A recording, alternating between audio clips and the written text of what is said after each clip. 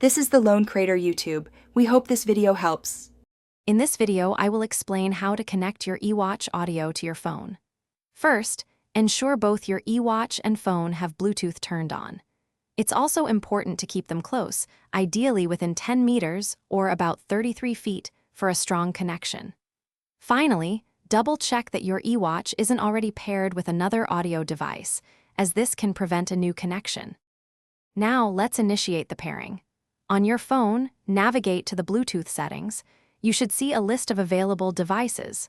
Look for your eWatch's name in this list. Once you spot it, simply tap on its name to start the pairing. Your phone will then attempt to establish a connection with your eWatch, usually within a few seconds. After selecting your eWatch, you might receive a pairing request on both your eWatch and phone. Be sure to confirm this on both devices. Once successfully connected, you'll typically see a confirmation message or a small icon indicating the active Bluetooth audio connection. If you encounter any issues, a quick restart of both your eWatch and phone often resolves minor glitches, then simply try again. To ensure everything is working correctly, play some audio from your phone, like a song or a podcast.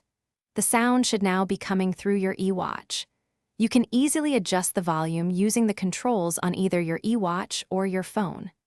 Now you're all set to enjoy your audio, whether it's music, podcasts, or even taking calls directly from your eWatch. Thanks for watching. Consider subscribing if we helped you.